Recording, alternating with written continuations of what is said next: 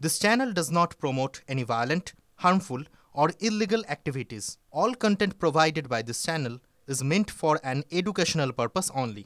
Top quality और consistent performance के लिए सिर्फ सिल्वर पंप नाम याद रखना।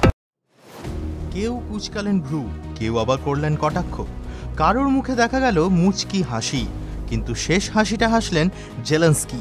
মাস পাঁচেক পর গিয়ে নিলেন পূর্বের অপমানের বদলা। নগরে আগুন লাগলে দেবালয় এড়ায় না।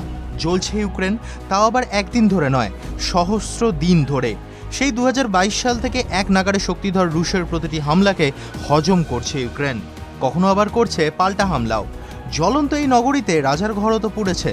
তিনি এখন যুদ্ধ বিধ্বস্তদের প্রতিনিধি, তার মধ্যে কি সাজো সাজো ভাব মানায়? তাও আবার সাহায্য চাওয়ার সময়। ফেব্রুয়ারিতে যখন হোয়াইট হাউসের ওভাল অফিসের উদ্দেশ্যে রওনা দিয়েছিলেন জেলেনস্কি, এই প্রশ্ন হয়তো তাঁরও মনে উদয় হয়েছিল, আর তারই উত্তর খুঁজতে গিয়ে খুবই সাদামাটা সেনা পোশাক পরে তিনি চলে গিয়েছিলেন মার্কিন প্রেসিডেন্টের সঙ্গে দেখা করতে।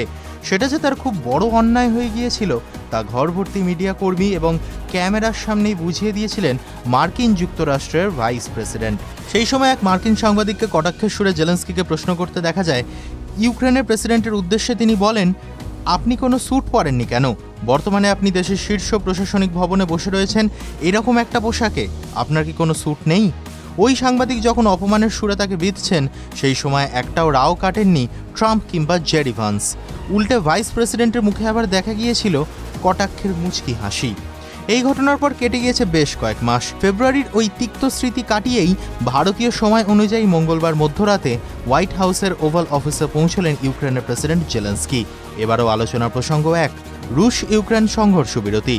দেখা যায় কালো রঙের একটি স্যুট পরেই ওভাল অফিসে প্রবেশ করেছেন জেলেনস্কি, যা দেখে প্রশংসা করেন ট্রাম্প, প্রশংসা করেন সেই সাংবাদিকও। জেলেনস্কির উদ্দেশ্যে ওই মার্কিন সাংবাদিক বলেন, আপনাকে এই পোশাকে অত্যন্ত সুন্দর লাগছে।